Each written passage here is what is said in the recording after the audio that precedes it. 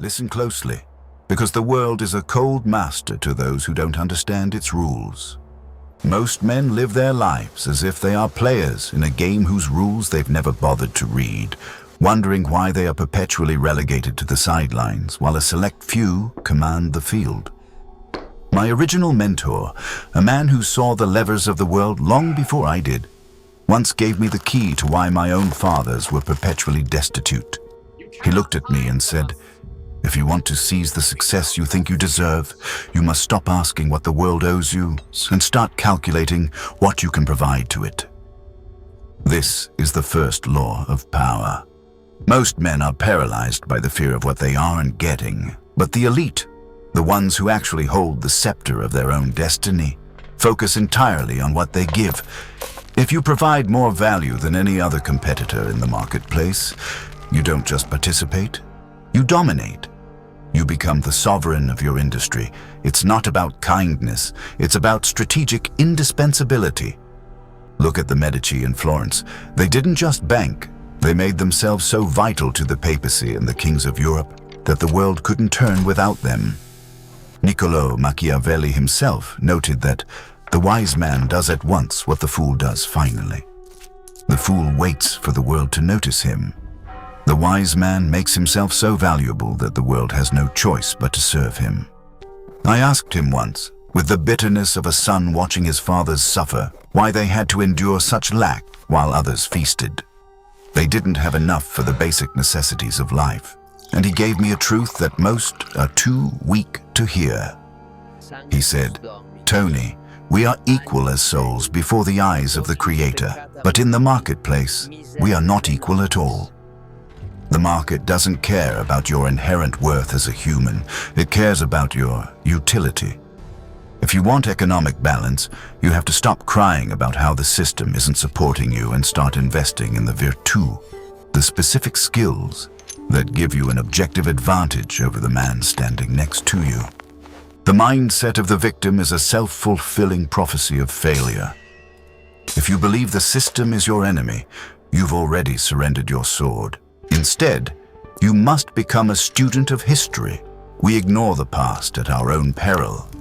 As the saying goes, history does not repeat itself, but it certainly rhymes. There are patterns in the rise and fall of fortunes that are so clear they might as well be written in stone. This is the foundation of every great empire, from the ancient Romans to the modern-day titans of industry. There are 3 skill sets I want my own blood, my grandkids, to master above all else, and the first is pattern recognition. If you can see the wave before it crashes, you will never live in the shadow of fear. It won't feel like random chaos is happening to you. It will feel like a game you've already seen played 1,000 times. But you have to do your homework. You cannot go online and let some frightened grifter, who is only pitching to you because they are failing in their own right, tell you that the system is rigged against you. That is the talk of the conquered. You must look at the people who have actually ascended the mountain. Look at the Rockefellers or the modern titans like Jeff Bezos, who recognized the pattern of the internet's growth long before it was a certainty. You must find out what they went through to master those patterns. That is what I did early on. I studied everything I could on psychology because that is the hidden engine that shapes all human behavior, and then I shaped myself around the hard realities of business. These skills are the armor you need to navigate the world. Are some people beyond help? The hard truth is, yes. If a man has no hunger to improve his station, he will remain a subject forever. But for those with the will to lead, life will eventually force your hand. A crisis will hit, a business will be shut down by some unforeseen event, or an economic shift will leave you exposed. Life is always calling us to grow, and if you do not do it proactively by choice, you will be forced to do it reactively by pain. The real power comes when you move from just seeing the pattern to utilizing it. Look at the legendary investors. They aren't gambling, they are executing on a pattern they've mastered through discipline and observation. They aren't betting their life's work on a whim, they're calculating the odds based on a history they know by heart. They know that where the willingness is great, The difficulties cannot be great. As Machiavelli taught, you must master the pattern before you can hope to change the world. If you're ready to stop being a spectator and start mastering the patterns of power, I invite you to subscribe to this channel and join a growing community of men who are committed to strategic growth and long-term mastery. This is a tribe for those who refuse to be victims of circumstances. To signal that you've understood this first lesson on value and patterns, I want you to comment the words "Market Mastery" below. Let it be an affirmation that you are no longer looking for what you can get, but for how you can dominate through what you give.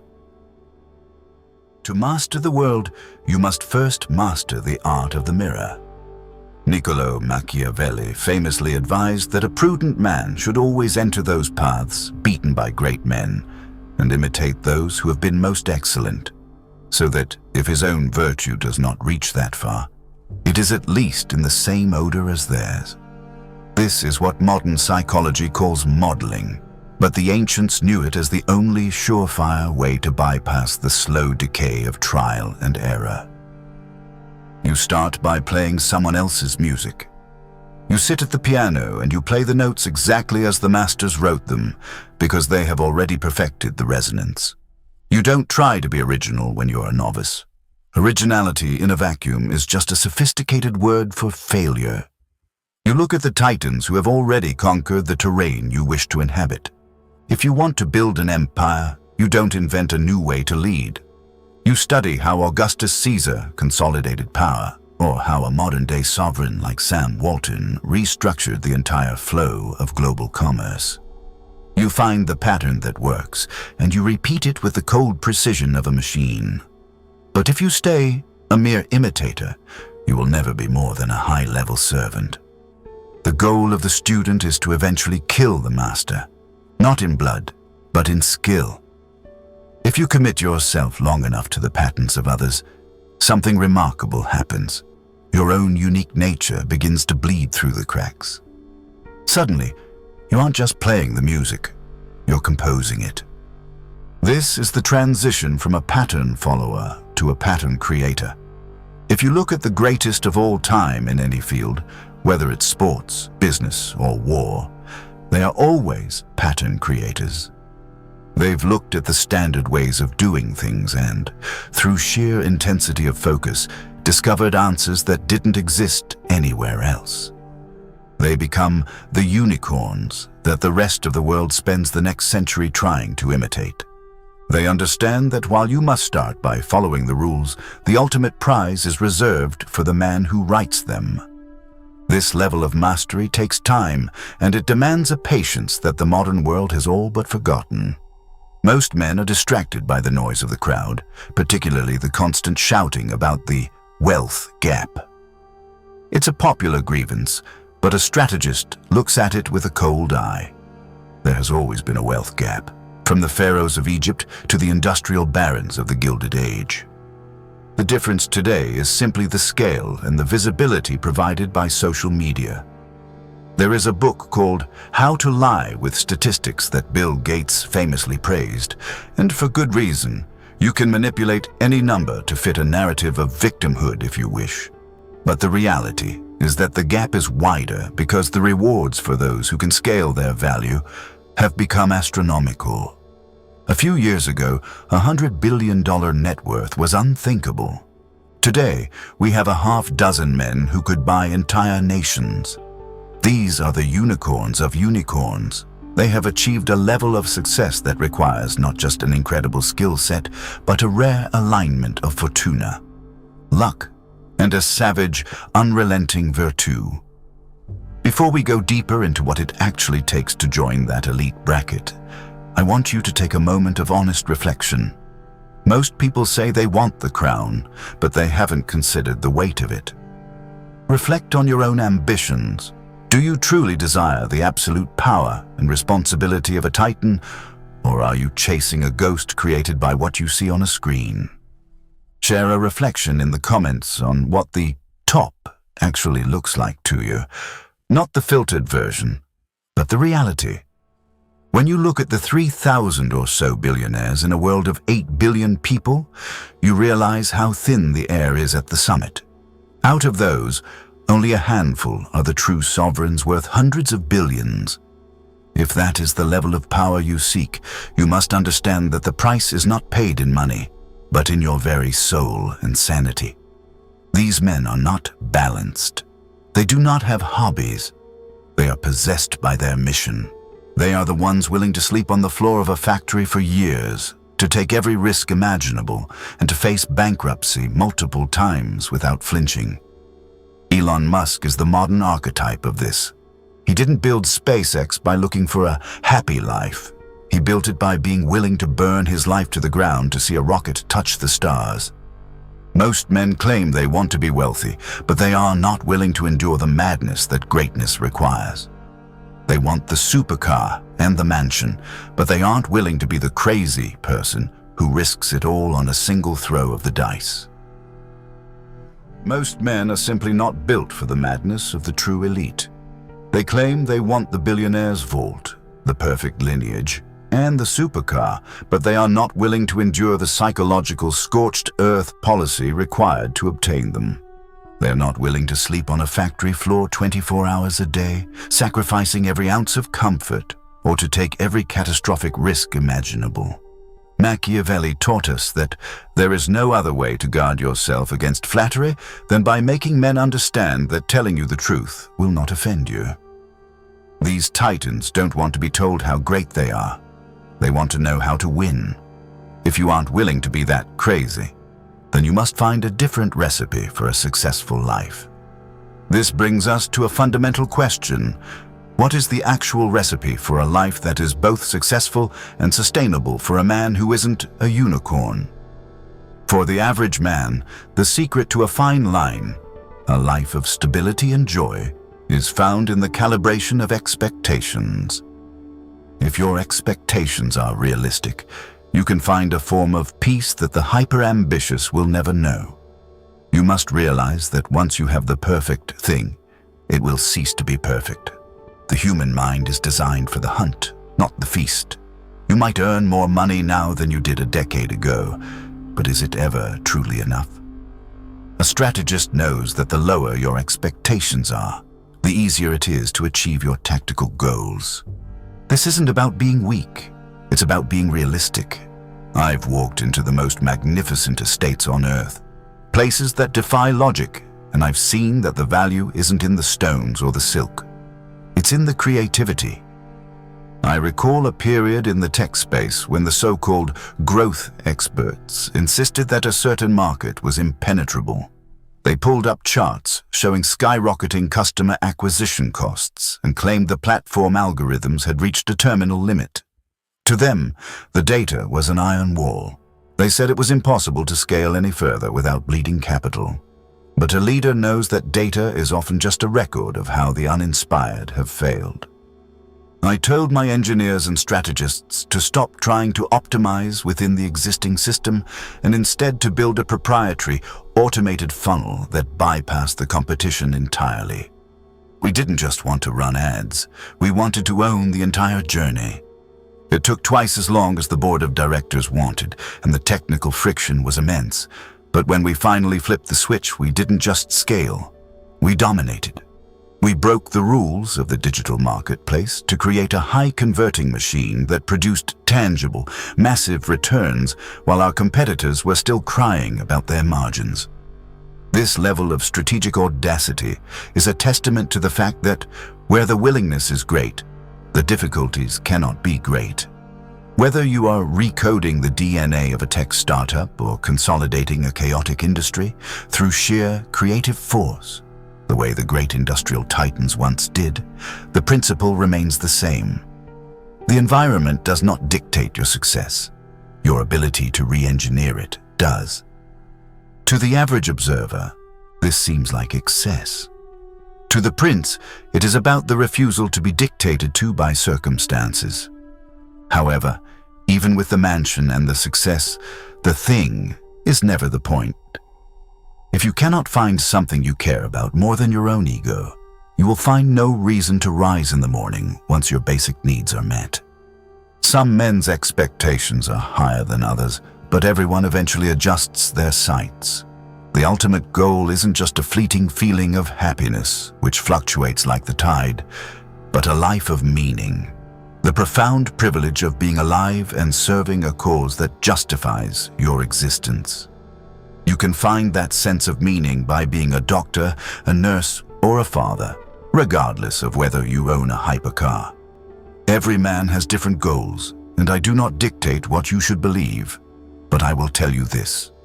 Whatever crown you seek, you must be clear that you will have to find something to serve that is greater than yourself.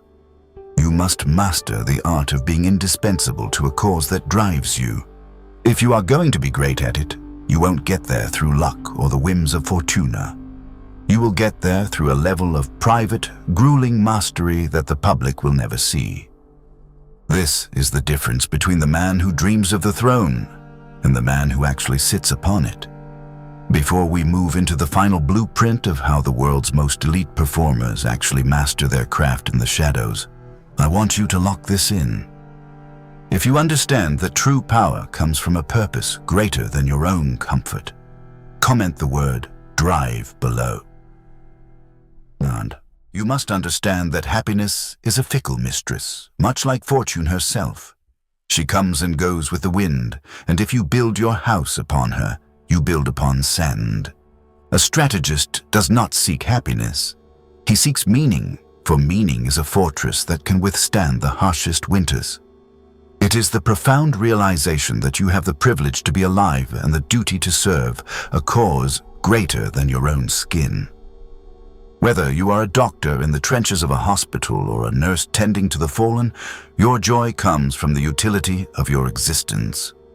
Machiavelli wrote that whosoever desires constant success must change his conduct with the times, and today that conduct requires a ruthless commitment to mastery. You will not find success through the benevolence of others or the random alignment of the stars. You will find it through the same grueling path taken by the greats. Consider a man like Steph Curry, a part of the Golden State Warriors. When you see him sink a shot from half court, chewing on his mouth guard with the nonchalance of a man who already knows the outcome, the world calls him a genius. But the world is blind to the labor. Steph Curry was never supposed to be a Titan. In high school, he was too short, his frame too slight, and his shot too flawed. His father forced him to deconstruct his entire technique and learn to shoot again from scratch, a process that made him terrible before it made him a god. He chose the pain of growth over the comfort of mediocrity. He has spent his life making 500 shots a day, 7 days a week. That is 3,500 shots a week, over 168,000 a year, and nearly 2.5 million shots over a 15-year professional career. We see the 3,300 successful three-pointers in the bright lights of the arena, but we do not see the millions of repetitions in the dark. The law of the world is simple. You are rewarded in public for the brutal, intense discipline you practiced in private. If you want something great in your life, physically, emotionally, or financially, you must apply a singular focus to those areas. A prince who does not master the discipline of his own craft is a prince who will soon be deposed. In the realm of finance, the path to sovereignty is twofold, and it has not changed since the days of the merchant princes of Venice. You either found your own state, starting a business, growing its value, and selling it for a massive multiple. Or you become a master of the mercenary arts, working for another while mastering the science of investing. And I mean true investing, not the reckless gambling of the desperate. You must understand the mechanics of compounding, the way a small advantage, when held with discipline over time, becomes an unstoppable force. But to maintain the mental clarity required for these high-stakes decisions, you must also master the vessel that carries your mind. A prince who allows his body to decay will find his judgment soon follows. This is why I have no patience for the modern traps of healthy snacks that are nothing more than sugar in a different mask. If your blood sugar is spiking and crashing, your ability to lead and compromised. You cannot command a marketplace if you cannot command your own insulin response. To truly ascend in this world, you must decide today which areas of your life you will dominate. Will you master your body, your finances, and your mind, or will you remain a subject to your own impulses? If you are ready to join a growing community of men who are committed to the path of the sovereign, I invite you to subscribe to this channel and join our tribe of high performers. We are building a brotherhood of those who refuse to accept the scraps left by the elite. To confirm your commitment to the grueling discipline of the great, I want you to comment the words "pure power" below. Let it be the mark of a man who understands that his rewards in public will only ever be a reflection of his work in the dark. Focus your mind, master your craft, and seize the life that only the disciplined deserve.